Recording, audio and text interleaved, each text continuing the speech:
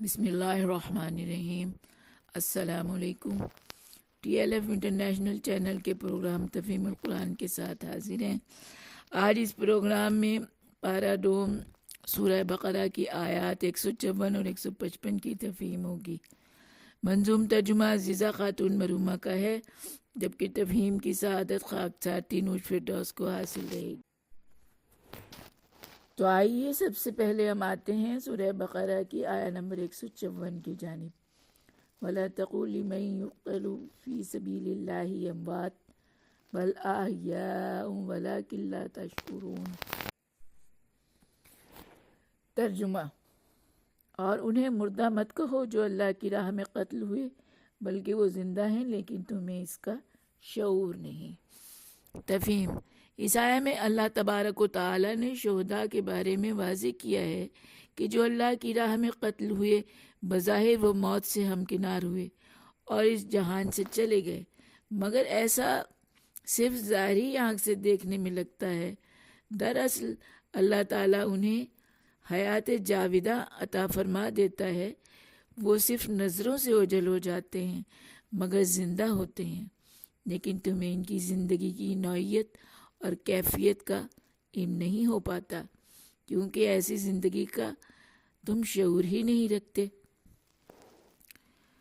اللہ کی راہ میں ہوئے قتل جو نہ مردہ کہو ان کو زندہ ہیں، وہ حقیقت میں وہ تو مرے ہی نہیں، شعور اس کا لیکن تمہیں کچھ نہیں۔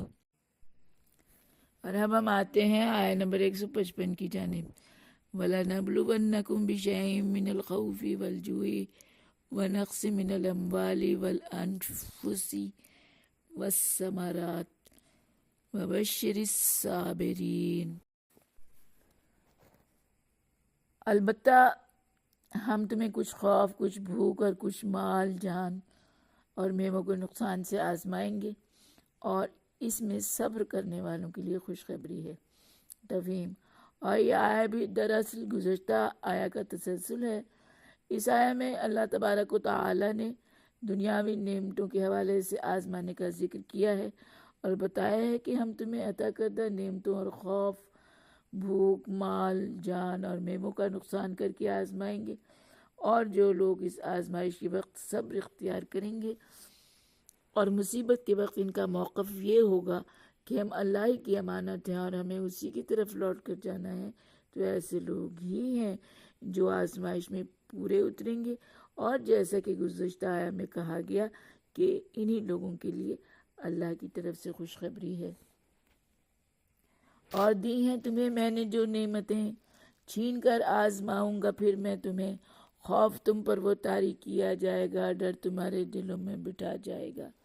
بھوک سے بھی تمہیں میں کروں گا نڈھال، مال و زر کو بھی ہوگا تمہارے زوال، موت آئے گی پیاروں کو گھر کے کبھی، زندگی روٹ جائے گی یوں بھی کبھی، نہ ثمر بھی میسر تمہیں آئیں گے، آزمائش میں ایسے بھی وقت آئیں گے، صبر جس جس نے ایسی گھڑی میں کیا، بشارت ہے ان کو ملے گی جزا۔ منظوم ترجمہ پارہ دوم سورہ بقرہ آیات 154 اور 155۔ مترجم منظوم ترجمہ عزیزہ خاتون مرحومہ، آواز تینوش فردوس۔ آیہ نمبر 154۔ اللہ کی راہ میں ہوئے قتل جو نہ مردہ کہو ان کو زندہ ہیں، وہ حقیقت میں وہ تو مرے ہی نہیں، شعور اس کا لیکن تمہیں کچھ نہیں۔ آیہ نمبر 155۔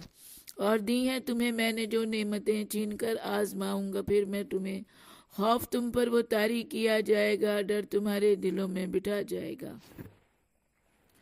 بھوک سے بھی کروں گا تمہیں میں نڈھال، مال و زر کو بھی ہوگا تمہارے زوال، موت آئے گی پیاروں کو گھر کے کبھی، زندگی روٹ جائے گی یوں بھی کبھی، نہ ثمر بھی میسر تمہیں آئیں گے، آزمائش میں ایسے بھی وقت آئیں گے، صبر جس جس نے ایسی گھڑی میں کیا، بشارت ہے ان کو ملے گی جزا۔